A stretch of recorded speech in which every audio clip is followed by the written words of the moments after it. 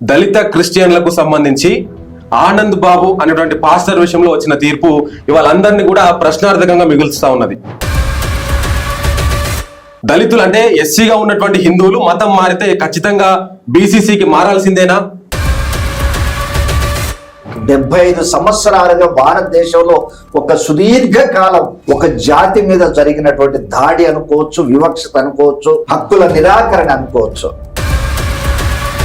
భారతదేశంలో మొట్టమొదటి రాజ్యాంగ ఉల్లంఘన ఇదే. క్రైస్తవ్యం అనేది మార్గం అని ఇవాళ పాలకులను గాని, సమాజాన్ని గాని, సంఘాన్ని గాని ఒప్పించలేక మెప్పించలేక విఫలమైతా ఉన్నారా అంటే ఏమంటారు?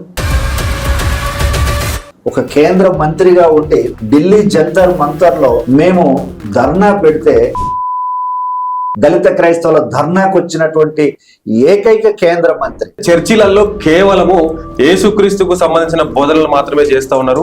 వారిని ప్రశ్నించే తత్వం దిశగా బోధనలు చేస్తలేరు. రాజకీయాల దిశగా వాళ్ళని మేల్కొల్పుతలేరు అనేది ఒక ప్రధానమైనటువంటి విమర్శ ఉన్నది. వారందరికీ మీరు ఏం చెప్తారు సార్? 119 మంది ఎమ్మెల్యేలు ఉంటే ఒక క్రిస్టియన్ ఉన్నాడా? లేడు. 17 మంది ఎంపీలు ఉంటే ఒక క్రైస్తవుడు లేడు. 8 రాజ్యసభలు ఉంటే. సో గద్దపాటి విజయరాజు కేవలం రాజకీయం కోసమే ఏఐసీఎఫ్ ని గత 30 సంవత్సరాలుగా వాడుకుంటా ఉన్నాడు. ఆయన నిజాయితీగా పనిచేస్తే ఇప్పటి వరకు దళితులకు ఎస్సీ హోదా వచ్చేది కదా. పోలీసులు ఈడ్చుకుంటెళ్ళి లాఠీ చార్జ్ చేసి కొట్టి అరెస్ట్ చేశారు నన్ను. దళిత క్రైస్తవుల కొరకు ఈయన దేహం దెబ్బలు తిన్నది పోలీసులతో.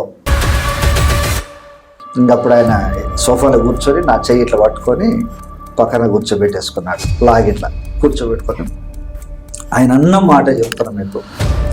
రాజు, నీకేం కావాలో చెప్పు, నీ కొరకు నేను ఏదైనా చేస్తా అన్నాడు ఆయన. కొన్ని సమయంలో నేను పడుకోవడానికి వెళ్ళినప్పుడు ఈ ఆలోచనలతో కొన్నిసార్లు గళ్ళల్లో వాటర్ వచ్చేస్తాయి, ఆ దిండు మీద నీళ్లు పడుతుంటాయి.